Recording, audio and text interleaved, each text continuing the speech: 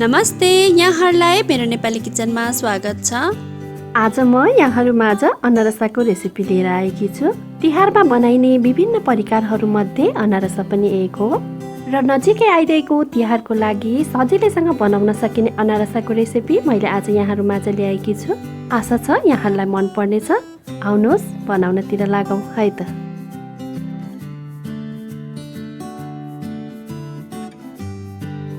अनरसा बनाउनका लागि मैले यहाँ रातभरि चामललाई भिजाएर लिएकी छु।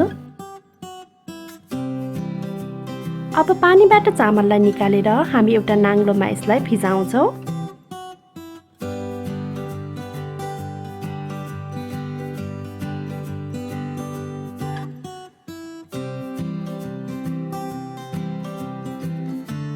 अब यसलाई म 1.5-2 घण्टाको लागि घाममा सुकाउँदैछु।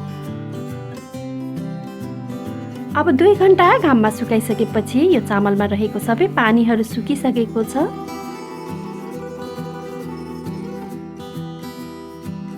अब चामललाई अलिअलि गर्दै एउटा मिक्सीको जारमा राखेर हामी यसलाई मसिनो हुने गरी पिस्नुपर्छ। यहाँ मैले चामललाई पिसिसकेकी छु। अब यसलाई म एउटा चाल्नीमा राखेर चाल्छु, किनकि हामीलाई अनरसा बनाउनका लागि चाहिँ एकदमै मसिनो पिठोको आवश्यकता पर्दछ। अब यो खस्रो पिठोलाई चाहिँ हामी फेरि पिन्छौँ र अनरसाको लागि चाहिँ हामीलाई सकेसम्म मसिनो पिठो चाहिन्छ। अब यसरी सबै पिठोलाई पिसेर मैले यहाँ मसिनो गरेर छानिसकेकी छु। अब हामीले चिनीलाई पनि यसरी नै मिक्सीको जारमा राखेर मसिनो गरेर पाउडर बनाउँछौँ। यहाँ चिनीलाई पनि पिसिसकेकी छु। अब हामीलाई अनरसा बनाउनका लागि पिठोमा चिनीको मात्रा मिलाउनु पर्ने हुन्छ। यहाँ मैले 2 कचौरा पिठोलाई लिएकी छु र सेम कचौराले 1 कचौरा चिनीको पाउडरलाई मैले यहाँ राख्दैछु। मोटो चिनी भन्दा पाउडर चिनी चाहिँ पिठोमा छिट्टै घुलिने भएकोले हामीले यहाँ पाउडर चिनी राख्यो भने राम्रो हुन्छ। अब यसमा म आधा कागतीको रसलाई पनि निचोड्दैछु।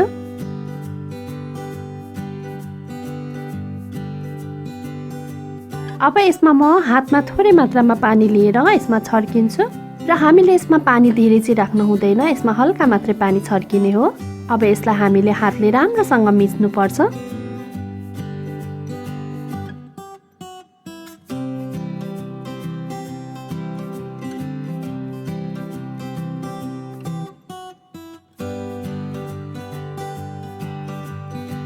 अब पिठोलाई हामीले यतिको हुने गरी एकछिनसम्म राम्रोसँग मिच्नुपर्छ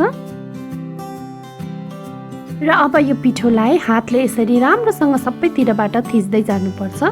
यसरी भाँडामा हातले सबैतिरबाट एकदम टाइट हुने गरी हामीले थिच्नुपर्छ। अब यो पिठोलाई हामीले बीचबीचमा चेक गर्दै जबसम्म चिनी पग्लिँदैन तबसम्म हामीले पिठोलाई राख्नुपर्ने हुन्छ। अब यसलाई हामीले कम्तीमा 2-3 घण्टादेखि लिएर 10-12 घण्टासम्म पनि हामीले यसलाई छोपेर राख्नुपर्ने हुन सक्छ।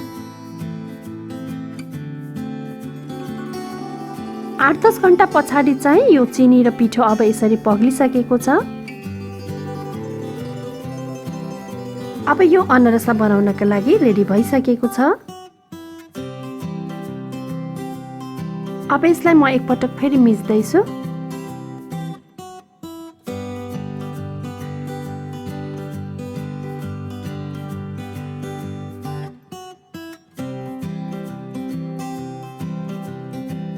अब यसरी हातमा एकदमै टाँसिने भएकोले मैले हातमा यसरी अलिअलि घिउ लाउँदै अनरसालाई बनाउँदै जान्छु।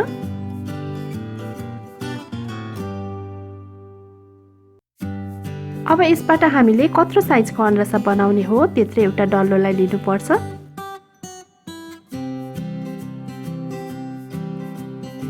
र यसरी हातमा लिएर एउटा गोलो डल्लो बनाउँदै जानुपर्छ।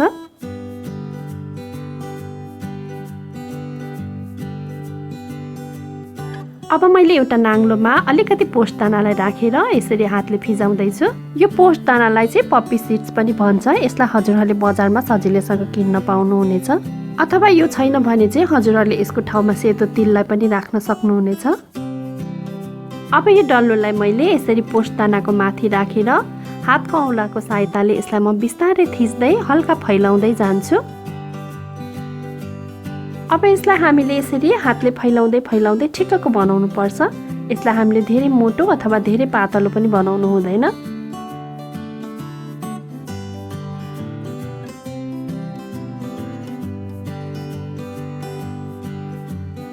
अब यो अनरसा बनिसकेको छ। मैले यता कराईमा तेल पनि तताइसकेकी छु। अनरसा पकाउनका लागि तेल चाहिँ हामीले एकदमै लो हिटमा तताउनु पर्ने हुन्छ। अब यसलाई बिस्तारै उठाउने र पोस्ताना भएको भागलाई चाहिँ माथिपट्टि पारेर तेलमा बिस्तारै राख्नुपर्छ। र अनरसा फ्राई गर्दा चाहिँ हामीले धेरै तेलमा पनि अनरसालाई फ्राई गर्नु हुँदैन, ठिक्क तेल राख्नुपर्छ। अब एउटा चम्चा लिएर हामीले अनरसाको माथिबाट यसरी लगातार तेललाई राख्दै जानुपर्छ।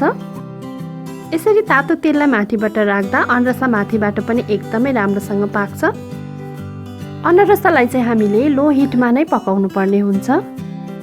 यदि अनरसा पकाउने तेल एकदमै बढी तातो छ भने चाहिँ यो अनरसा पनि पुरी जस्तो भएर फुल्ने र अनरसाको कलर पनि एकदमै रातो हुने हुन्छ। त्यसैले तेल एकदमै तातो छ भने चाहिँ हामीले ग्यासलाई एकछिन बन्द गरेर भए पनि तेलको हिट चाहिँ कम गर्नुपर्छ। अब यो अनरसा पाकिसकेको छ, यसलाई म तेलबाट बाहिर निकाल्दैछु।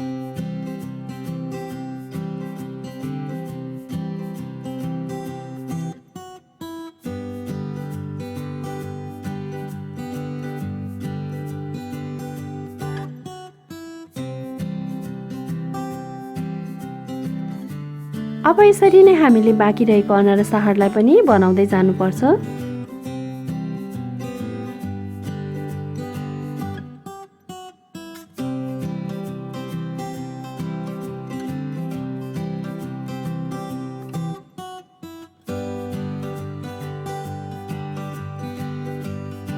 हजुरहरूले पनि धेरै बेरसम्म चाहिँ अनरसालाई तेलमा नखराउनु होला। यो 1.5-2 मिनेटभित्र नै अनरसा पाकिसक्छ।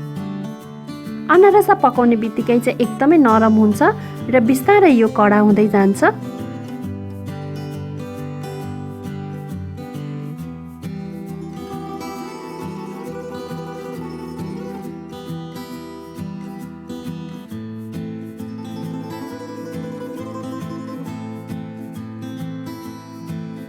यहाँ मैले सबै अनरसाहरू बनाइसकेकी छु।